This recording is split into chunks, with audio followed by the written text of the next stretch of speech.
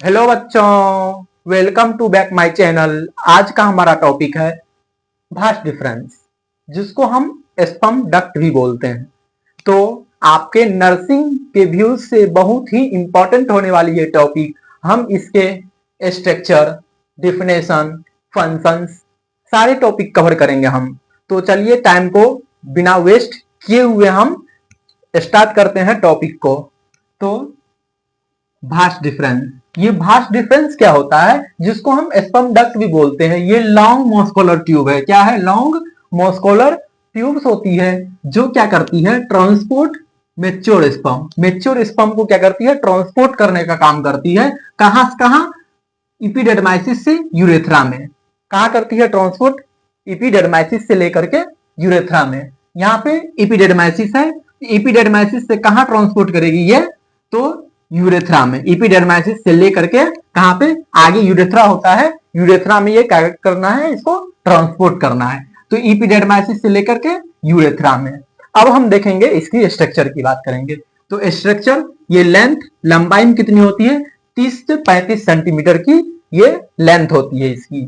Next, muscular वाल, ये किस चीज की बनी होती है? एक मसल्स की बनी हुई वाल है, एक मसल्स की बनी हुई स्ट्रक्चर है। अब हम इसमें क्या होता है? एक मसल्स की वाल है बनी हुई, और बीच में क्या पाया जाता है? एक होलो स्ट्रक्चर होती है। बीच में क्या होता है? होलो स्पेस होती है, जिसके थ्रू क्या होता है? स्पर्म मूव होता है, ट्रांसपोर्ट किया जाता है।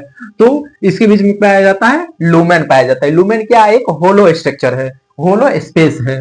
और नेक्स्ट है लाइंड। लाइंड बाय किससे बना होता है? ये स्यूडो स्ट्रेटिफाइड इपिथेलियम नाम के टिश्यू से बना होता है। ये किस चीज से बना होता है? Pseudo stratified. ये नोट कर लीजिएगा दोस्तों, ये बहुत ही इंपॉर्टेंट पॉइंट है।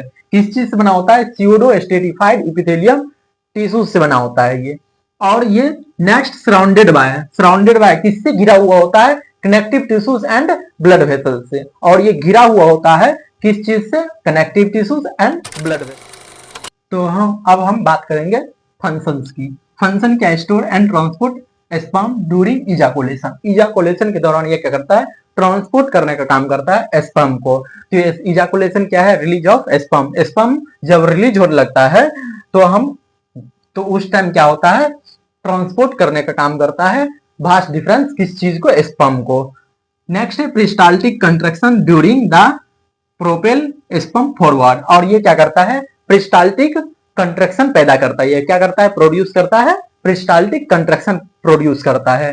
तो किस टाइम जब स्पर्म को ट्रांसपोर्ट करना हो तो उस टाइम क्या होता है? प्रिस्टाल्टिक कंट्रैक्शंस होते हैं, जिसके वजह से स्पर्म क्या होता है? आगे की तरफ मूव होते हैं, और ये क्या किया जाता है? पेनिस के माध्यम से इसको बाहर निकाला जाता है, by the help of urethra के माध्यम से।